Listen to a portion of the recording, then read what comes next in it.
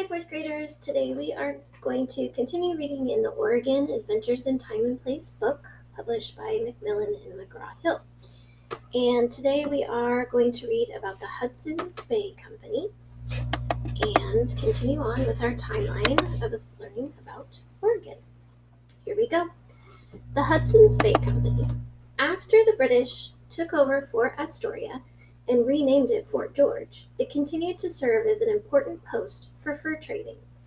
In 1821, Fort George became part of a powerful British fur company called the Hudson's Bay Company.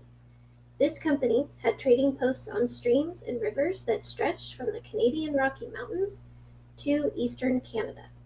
The Hudson's Bay Company used canoes to move furs along streams and forests. The difficult job of canoeing was often done by French-speaking Canadians called voyageurs.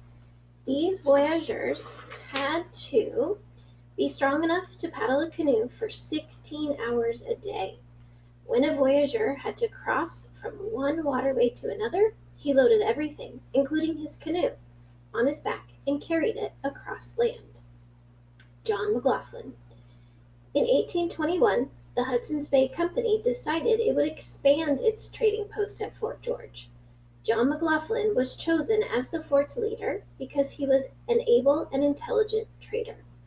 In July 1824, McLaughlin left the Hudson's Bay Company headquarters in eastern Canada and headed west.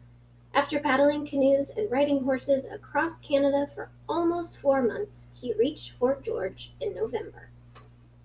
A new location. McLaughlin was not completely happy with Fort George's location. In the winter, in a letter to his nephew, he wrote, "Since my arrival on the 8th of November, we have not seen one clear, sun-shining day, and not 10 days without rain." McLaughlin noted other problems too. For example, huge trees that had made the land around the fort hard to clear for farming. McLaughlin found a new site on which to build the fort near the mouth of the Willamette River.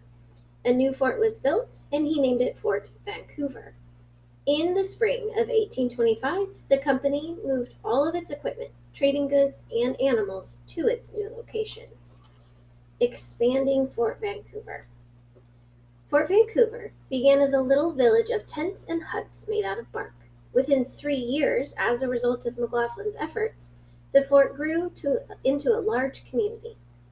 It was important to McLaughlin that life at the fort be as comfortable as possible, but reaching this goal was not easy.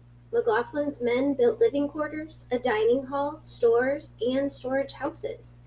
They planted the fields outside the fort with potatoes, wheat, peas, oats, and Indian corn.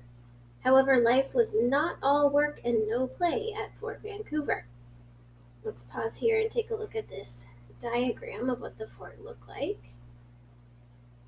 And it says life at Fort Vancouver during the 1840s. Okay, here we are again. Music and sports were enjoyed by everyone who lived at the fort. After meals in the evening, violins and flutes were often played for everyone to enjoy. Life at Fort Vancouver was filled with activity. The primary business was fur trading. Animals were trapped by fur brigades, which were groups of company trappers who traveled on horseback. The Indians came to trade at the fort.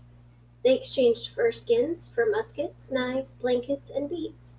The Indians liked John McLaughlin because he dealt with them fairly. They called him White-Headed Eagle because he had white hair that hung nearly to his shoulders.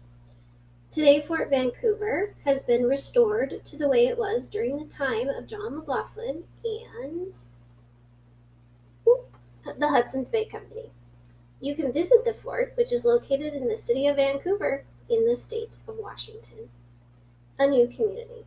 After years of service to the Hudson's Bay Company, many trappers and voyageurs wanted to settle in the Willamette Valley. John McLaughlin helped some of them begin their own farms. He provided them with seed and lent them farming equipment. McLaughlin was a leader at Fort Vancouver for more than 20 years. Because of his kindness and strong leadership, many people from the United States and Canada were drawn to the fort and surrounding area. Fort Vancouver had become a growing community. Today, John McLaughlin is remembered as the father of Oregon. All right, I hope you enjoyed today's reading and were able to answer some questions. We will pick this back up next week.